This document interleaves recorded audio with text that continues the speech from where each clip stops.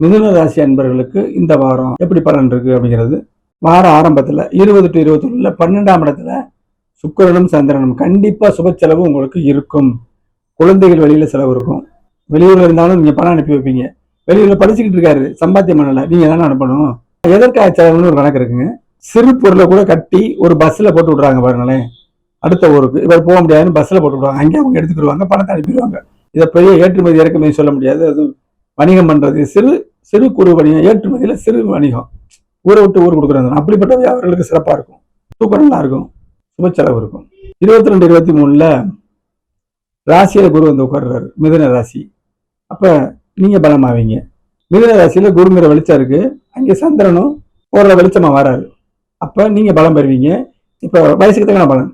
இப்ப நீங்க பெற்றோர் அறிக்கைய பிள்ளைகள் கல்யாணம் பண்ணி பார்க்கணுங்கிற எண்ணங்கள் உருவாகும்.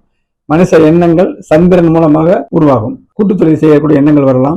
கூட்டுத்தொழில வந்து அந்த முன்னப்பின இருக்கிறவங்களுக்கு சரியான அமைப்பு வரும்.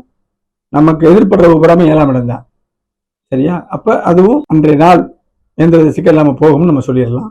கடைசி வார கடைசி 24, 25 தேதிகள்ல 2ஆம் இடத்துல சந்திரன் ஆட்சி.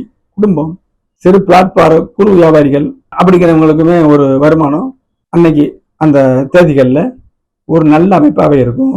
அந்த வார கடைசியில இப்போ வந்து வியாபாரம் பண்ணி ரெடி கேஸ் வாங்குறவங்க மட்டும் இல்லை, அவங்க ஜாதகத்தின் 10ஆம் இடம், 2ஆம் இடம், 11ஆம் இடத்திற்கு தகுந்தவாறு அவருடைய தொழில் அமையும். அப்போ அந்த வேலையோ தொழிலோ அந்த அமைப்புல நிறைவு இருக்குன்னு சொல்ல வரேன்.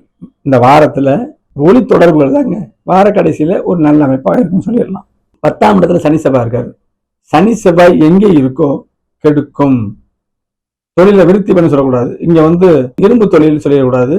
கட்டடத்துக்கு தேவையான செவ்வாய் சனி அப்படின்னு உங்க ஜாதகத்தில் உள்ள அமைப்பை பார்க்கணும். இப்ப கோச்சாரத்துல 10ஆம் இடத்துல நம்ம கடின பிரயாசம் செய்யணுங்கிறத அறிவுறுத்துது. செவ்வாய் சனி கிட்ட கிரகம். சரியா? லக்னாதிபதியை மாட்டியிருக்காரு.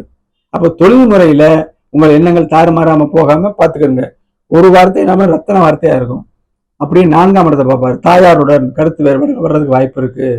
தன் சுகத்தை பார்த்துக்கிறணும், கல்வியில நல்லா படிக்கணும். இது ஒரு அறிவுரைகள். இப்படி அமைப்பு வரும் கண்டிப்பா. அதை நம்ம பேஸ் பண்ணி போகணுங்கிறதுக்காக சொல்றேங்க. அப்ப இந்த வாரம் ஒரு நல்ல ஒரு பலனாகவே நீங்க வந்து ஒரு நல்ல முயற்சி செய்யற நபராக ஃப்ரெஷ்ஷாகவே நீங்களும் உங்களுடைய வாழ்க்கை துறையுமே இருப்பீங்க மிதுன ராசியில.